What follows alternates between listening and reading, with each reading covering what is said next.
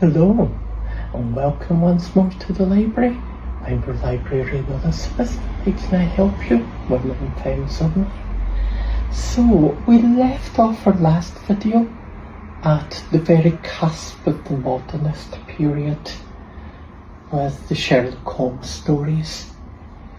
And we are now addressing the final boss of this mythology of everyone was an anti-Semite back in the day, which is now was only really what happened in the Second World War. It was only really the Shoah that made people realise that they must not be anti-Semitic.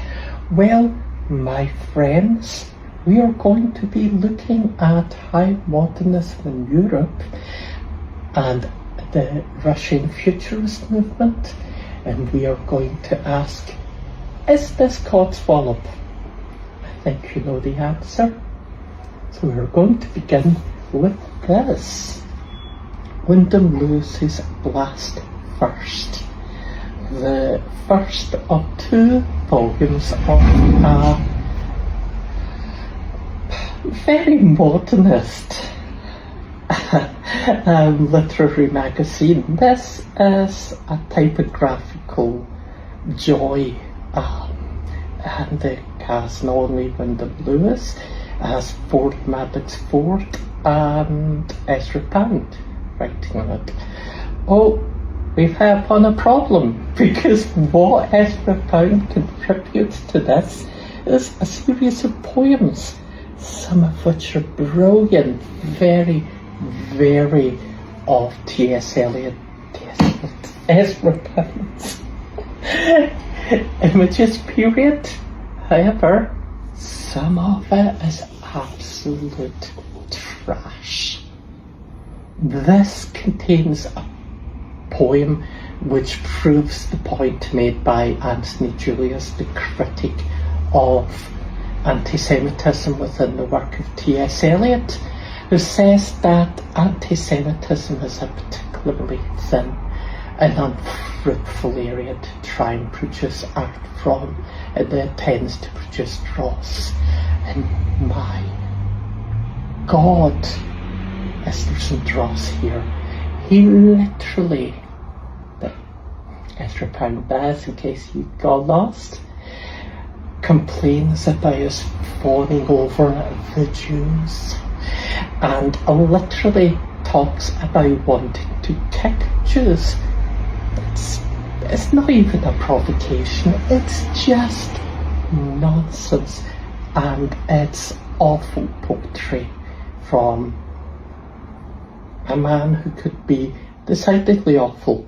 Not only was he a virulent anti-Semite, but he was also a literal fascist. He spent time in prison after the Second World War for having done fascist broadcasts for Italy.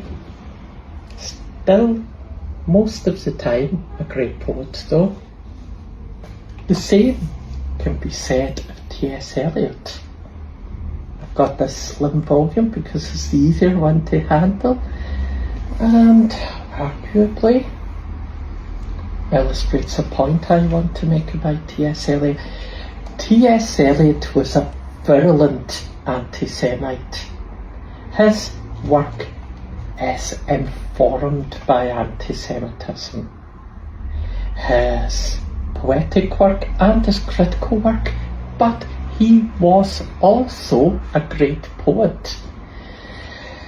And if anti-Semitism produces dross, then with T.S. Eliot, the most anti-Semitic work is, well, it's not dross, but it's not his best work.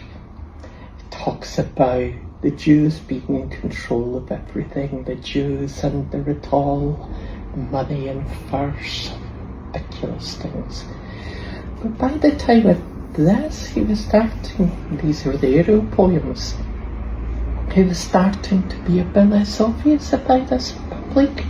However, his critical work continued as Julius proves.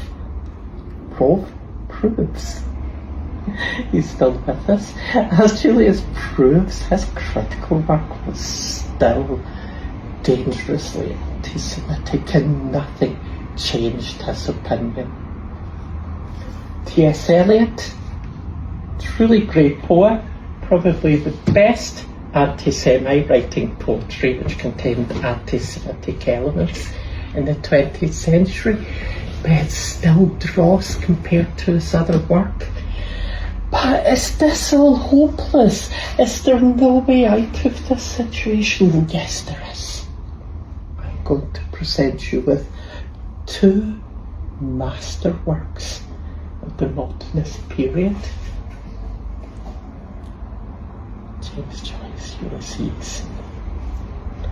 At the height of anti-Semitism within the modernist period, I do apologise for this. It's the only edition I have. I did have a paperback, but I can't find it. He produced this masterwork, this luminous classic, which reinterprets humorously the Odyssey as a day in the life of one middle-class Jewish man as he wanders around Dublin. I cannot recommend this highly enough. My tip for reading, no, because it is a very difficult work, is the usual approach is a series of individual books. Read each book, take your time with them. Once you've finished one section, if you're ready, move on to the next. Do not attempt it in one sitting unless you already know the text or texts like it, because it's very, very difficult. It's also decidedly not anti-Semitic. But oh Vladimir, my beloved Vladimir, one-time Russian surrealist and futurist who became a champion of the revolution. Beloved, strangely, Stalin, because I include him here not only for his continual insistence that anti-Semitism is unacceptable, but him risking his life, career and freedom to stand against anti-Semitic pogroms in Stalinist Russia. He has been called not an anti-Semite, but an agit-Semite, that he is virulently for the humanity of Jewish people, and his work is incredible. If there is one recommendation from all of these videos, it's to read this wonderful, wonderful, often deeply funny satirical work. But on the whole, if you take anything from this, you will take that anti-Semitism was not the norm, and that it did not need the Shoah to make people see the evils of it. Both of these works exist from the period before then. So do not take the claims of right-wing chats and liberal apologists at face value. Argue with them, and now you have the tools to do so. Thank you.